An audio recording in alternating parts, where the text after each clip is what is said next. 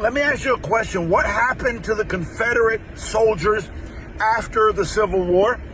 Answer the question. What happened to the Confederate soldiers, Confederate generals, the president of the Confederacy? What happened to everybody who seceded from the United States and then proceeded to attack the United States? The first shots of the Civil War were fired at Fort Sumter. The Confederacy fired on the North. And then after that war was over, what happened? Don't worry, I'll tell you. They went home. They went home, and then we proceeded to not do shit. Nothing to hold them accountable for what they did to commit treason against the United States. And then you know what they did when they went home? Do you know what they did when they went home? They taught their children their ideologies, and their children taught their children. In 1894, there was a group started called the United Daughters of the Confederacy.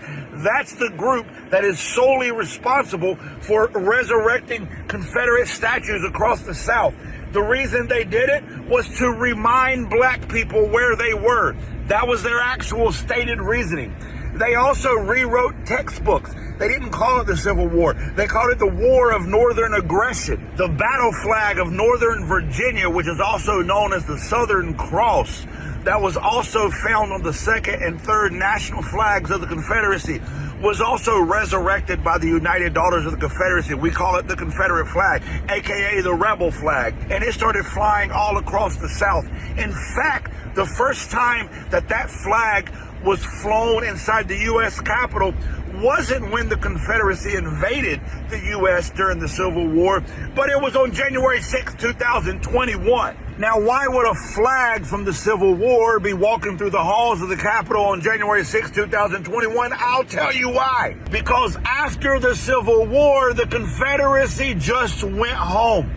We didn't do anything to hold them accountable, and they taught their children, who taught their children, who taught their children, who taught me, because I was raised that way. I was raised to believe heritage, not hate. I was raised to believe the Civil War was about states' rights, not about slavery. I was raised to believe that white people freed the slaves because we're such good white folk. I was raised to believe on all the propaganda that southern states taught their children after the Civil War. I was raised in a country that was governed by laws that were specifically written after the Civil War to give people rights, but just enough rights to maintain the mythology of white supremacy. The 13th Amendment ended slavery and involuntary servitude, but only if you weren't convicted of a crime. And then in 1866, the black codes were created. Vagrancy laws were created to make newly freed black people